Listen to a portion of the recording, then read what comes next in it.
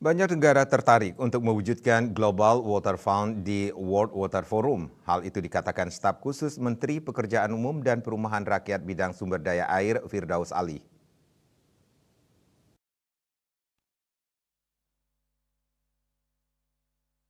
Firdaus dalam konferensi pers di Badung, Bali dikutip dari kantor berita Antara mengungkapkan sejumlah negara yang berpotensi mendukung pendirian Global Water Fund yakni China, Korea Selatan, Jepang, Belanda, serta Amerika Serikat. Negara-negara tersebut, kata Firdaus, merupakan negara dengan kemampuan fiskal yang kuat.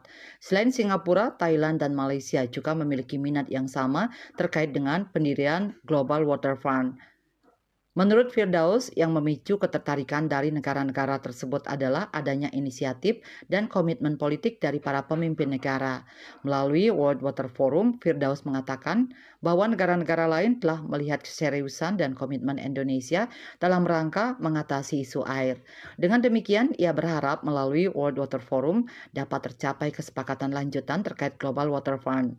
Firdaus meyakini langkah tersebut dapat menjadi solusi untuk mengatasi hambatan fiskal terkait proyek-proyek air.